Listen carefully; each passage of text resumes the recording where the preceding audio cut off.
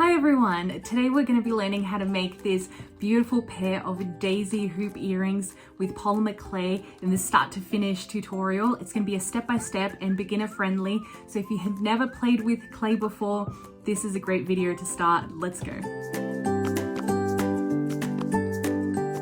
You've probably seen or heard about polymer clay at this point. It's kind of all over social media. There's so many businesses that are using it these days, and it's so easy to know why, because there are so many uses for polymer clay. You can make all kinds of creative things, and you can just get started at home. You don't need a lot of tools, you don't need a lot of materials, and it's really beginner friendly. If you don't know me, my name is Victoria, and I am the artist behind Lazy Daisy Creations. I've been working with polymer clay for almost 4 years now, and I mainly make earrings and accessories. If you haven't seen any of my work before, I do a lot of floral pieces, mainly with daisies and sunflowers, and that's kind of the stuff that I'm in love with. They're my best sellers, so it's something that I've developed over the years, my own technique of how to make them and make them in the quickest way possible. So I usually, when I do make them, I make them in batches, so I need to be as efficient as possible. So today I'm going to be showing you guys my personal way of doing it. It doesn't mean that it's the right way or that it's the only way. There's definitely going to be lots of different ways to make the same thing. This is the way that I've found the best and quickest for me personally. Okay, so let's dive right in. Here are some of the tools and supplies you're going to need to do this project. Now, there's lots that I can say about polymer clay, and I can do a whole video just about that if you guys would like me to, about what is the best type of clay for which project. But for right now, all you need to know is the one I'm going to be recommended for this specific project is the Sculpey Primer. Now it has to be Primer for this specific project to be the way that I make it, and I can go into details about why that is, but the important thing is that that's the one that I recommend for this specific pair of earrings. And we're going to be needing it in white and also in yellow. So this one is a mustard color and that one is white. So that's the two you're going to be needing. You're also going to be needing some baking paper or parchment paper. You're also going to be needing something to condition your clay. If you're a beginner, this is not a necessary piece to have. It's just sort of an optional thing if you go ahead, but it's a pasta machine. So this is what mine looks like, and this is the only brand that I actually recommend. So that's a Mercato Atlas 150. It's quite pricey. I think it's about 150 at the cheapest, but this is the only brand that I would recommend to get. They are pricier, but they are really good quality. Now you don't need to have that. You can also get the same effect with a rolling pin, even a kitchen rolling pin. You will get the same effect. You just need something to condition the clay and to make sure that it's nice and flat for your project. These next ones are optional pieces, so you don't need to have them. You can kind of make do with whatever you can find at home, but one of them is a dotting tool, and it looks like that. It has two different sides with two different sizes for dotting. This is a nail art tool. You can find this on Amazon. And the other one is this teeny tiny little circle cutter. Looks like that. You can also get that in a big pack from Amazon. Now you don't need these two to do this project, but it'll be very helpful to have them. And you will also be needing a daisy cutter. Now this is really important because I recommend only this exact cutter to use to make this pair of earrings.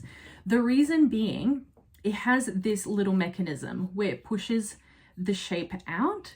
In normal cutters used for polymer clay, they're 3D printed and they're just sort of the outline.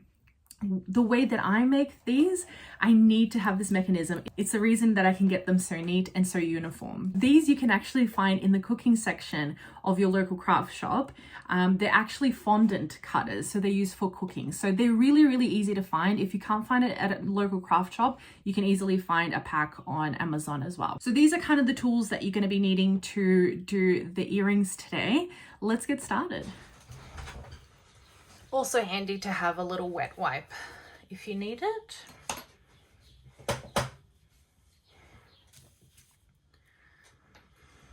Okay, so first of all, I'm going to be cutting a little bit of my white clay off. I'm using a tissue blade, but you can just rip it off with your fingers if you like. So we're just going to take a little bit, not too thick, so we can put it in the pasta machine. But if you only have a rolling pin, this is where you would roll the clay until it's nice and flat. So let me show you.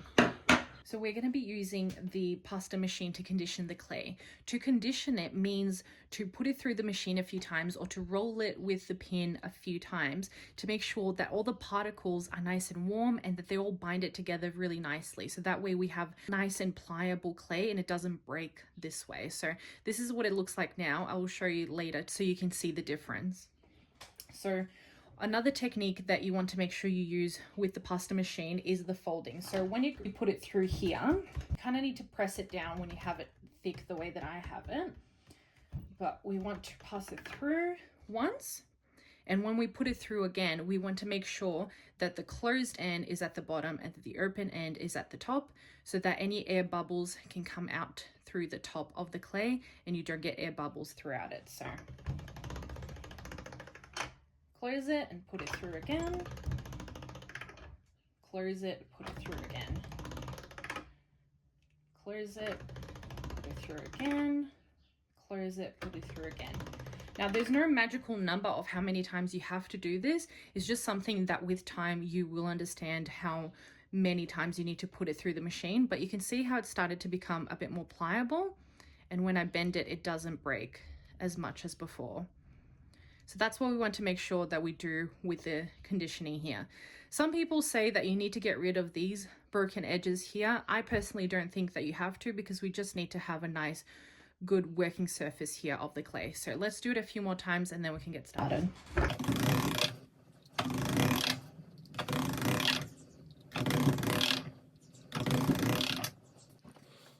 So I'm pretty happy with that. I don't know if you guys can see, but there are some lines that go through it. I personally don't really mind those because once you have your shapes cut out, you won't be able to see them. So this is pretty good. I'm really happy with that. So let's get started. All right, now that we've conditioned our clay really well, let's just pop it on top of our baking sheet and we want to grab our daisy cutter. Now it's super easy.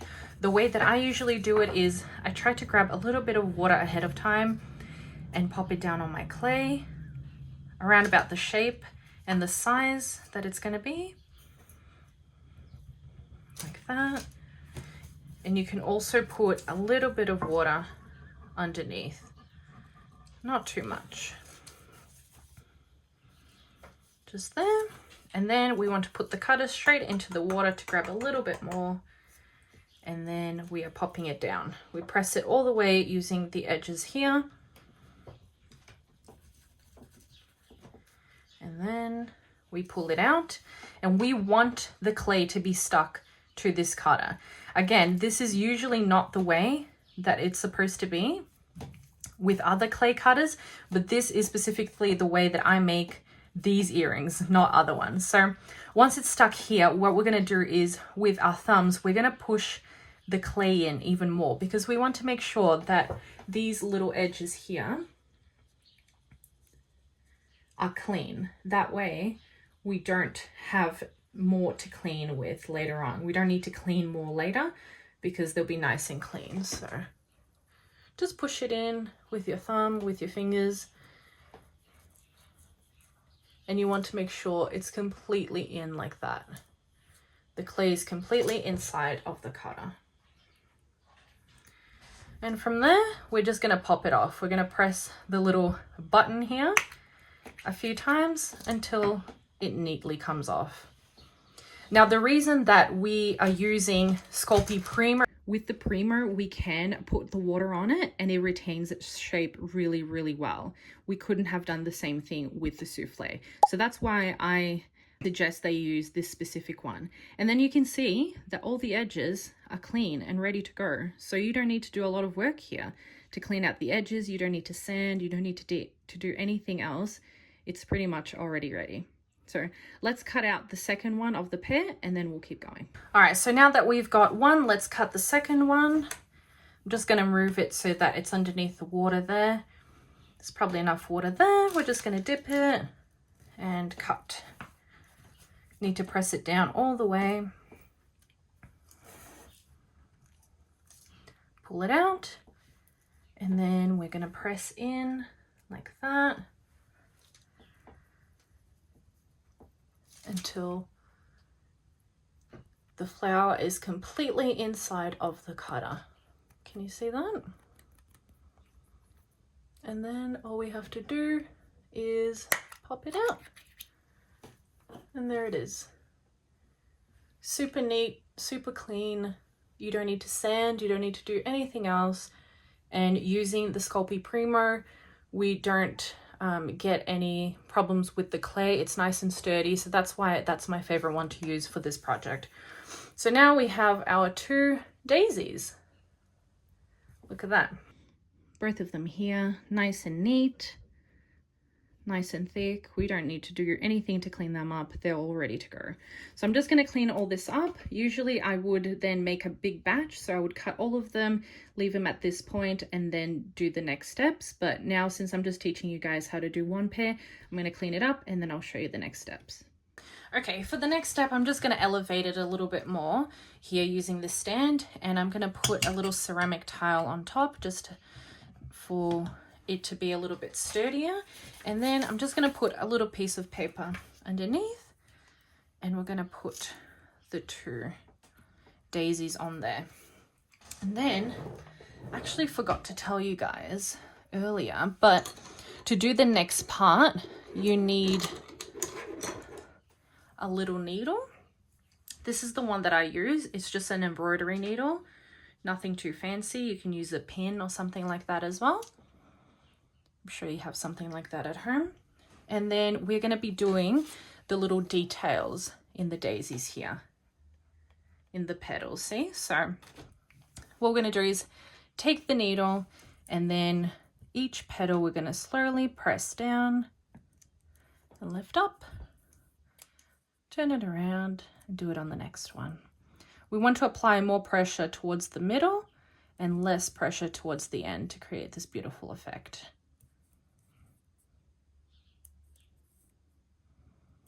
Keep doing that. And that's one done. Then your second one, just like that.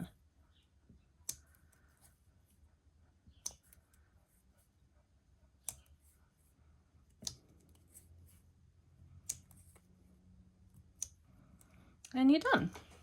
Now, when working with white clay, we always have the problem of lint, right? There's always little bits that can fall off on the clay. So another good thing about using the water is that you can just kind of brush it off like that, and it should easily come off.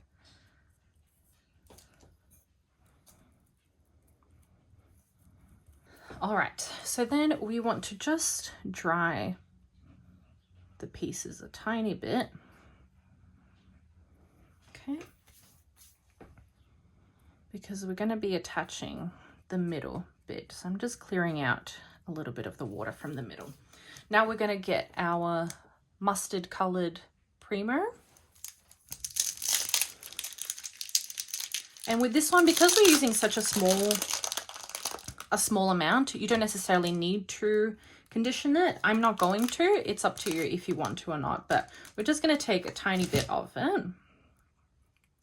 And we're kind of going to eyeball it to do the middle bits, right? So we want a little bit of clay, and then we're just going to rub it between our fingers like this. And we want to make a little ball. We want to make sure that the ball is nice and smooth and that there's no edges to it, no lines through it. So roll, roll, and then we're going to pop it in the middle there.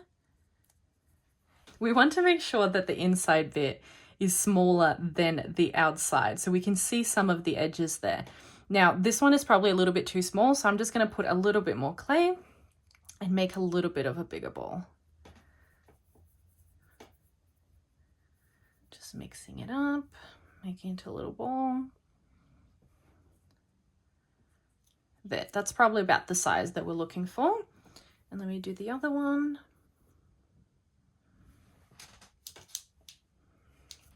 Probably a bit too big. They don't need to be perfect. They're pretty close, so there. Now, once we have them on top there, all we're going to do is press them down onto the clay. We don't need to put anything to attach one to another. The clay itself will bind when we bake it. So you don't need to stress too much about how we're going to stick them together. So just press it down like that. Beautiful. And then with our dotting tool, we're going to use the smallest size of the dotting tool. And the way that I like to do it is I like to do it in spirals, starting from the outside edge going in. And we're just going to lightly press it down. The slower and more delicate you do it, the better it's going to look. So don't need to rush this process.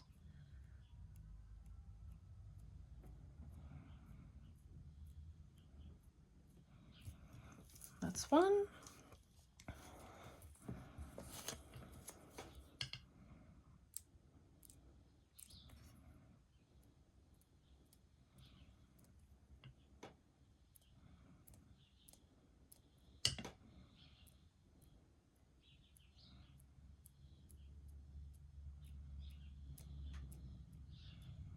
Doesn't matter if they're not perfect. And there we go. The daisy itself is ready. Now we're going to take the teeny little cutter and we're going to make a hole in the middle because we're going to make these into hoops. So we need a hole in the middle so that the hoops can go through. So again, we're just going to eyeball it, find the middle spot, and then just press down all the way through. I like to twist it around a little bit just to make it a little bit of a bigger hole and pull it out. Same thing with the other one. And pull it out. And that's it. And we got our 2 daisies done. Now, what we need to do is bake them. We bake them for 30 minutes. You can use just your normal oven from home. I have a little convection oven that I'll show you guys, but please make sure that whichever clay you decide to use, that you check the baking times, because the clay brands will differ in their baking time. So make sure you follow the instructions in your own clay. This one that I have is 130 degrees Celsius for 30 minutes. So we're going to bake these for 30 minutes and we'll come back and I'll show you guys how to put them together.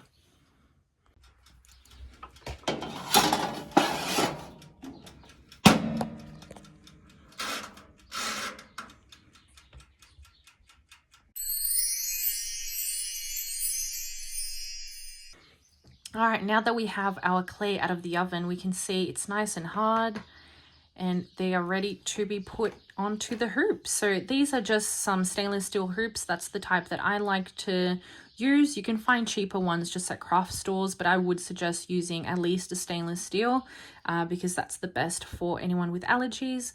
And these specific ones, they're super easy. You just open them like this.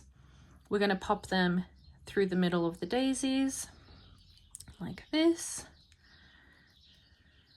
Close them. Pop them in the middle.